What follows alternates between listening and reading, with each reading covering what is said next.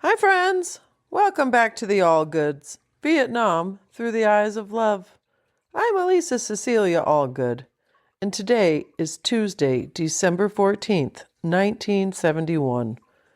This is one of those days where everything feels like it's about to change, but it hasn't yet. My dad is in Vietnam, spending what he calls the last night before closing down his detachment. He's out processing the base, turning in gear, packing everything he owns, and getting ready to move on.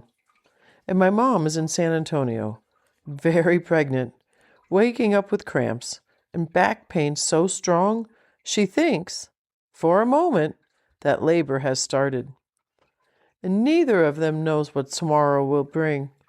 Both of them are exhausted, and they're both still waiting, and they're both still doing the small, necessary things that keep life moving forward.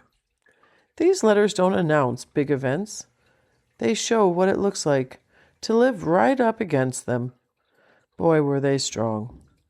Here's the first letter from my dad to my mom, written on Tuesday, December 14th, 1971. My dearest lover, baby, I love you.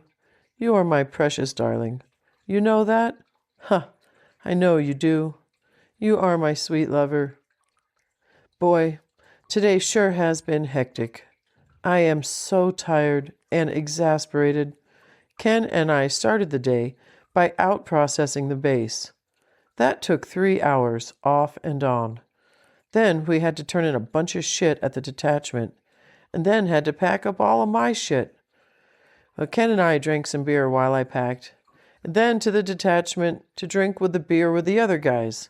You know, the last night before closing down. I then came back to the hooch to finish my packing. It is now late, and I have finally finished.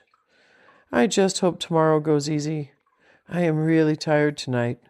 I didn't even have time for a movie. Baby, I love you so much.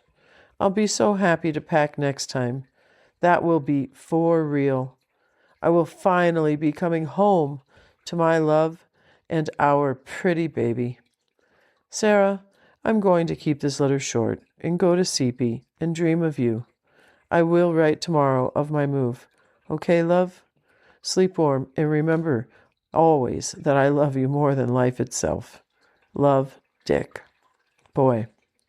While my dad is packing up his hooch and closing down a detachment in Vietnam, my mom is waking up on the other side of the world, thinking that this might be the day I arrive.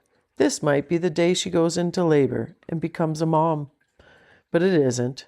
But the waiting, it's very real. 14 December, Tuesday. Here's the letter that my mom wrote to my dad. Hi, sweet precious. Guess what? Yes, I love you. Another day, and we're still a couple rather than a family. I thought this morning was going to be it for sure. I had mild cramps and severe backache, which are early symptoms. Nevertheless, I got up and moved around. Dr. B had told me to do that, and they went away. A little false labor, I guess. Becca and PJ came down. And they talked to Terry and myself. Paul's still sick and home from work. Boy, I wish my chickie was home. I'd be so happy. Jack called. He came over. He took us all to lunch at El Rancho. It sure was good. I came back to straighten the apartment, and I started wrapping the rest of our presents. I want to get Dad's, Mary Alice, and Joe's in the mail tomorrow. I'm so afraid I'll have to go to the hospital and have too many things left undone. Jack came over, and Dave Dibble came over to check Terry's nose. She has a red thing growing on the end of it. He wants me to bring her to the clinic tomorrow, and he's going to burn it off. Tonight, Becca and Paul, and Joy and Jack and Terry came down.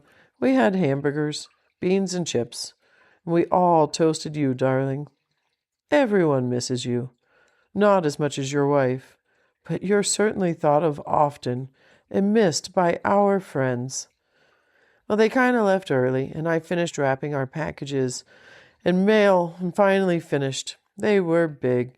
We got a package from David and Dean today. It felt heavy, but I didn't open it yet. Boy, did we get Christmas cards today, too.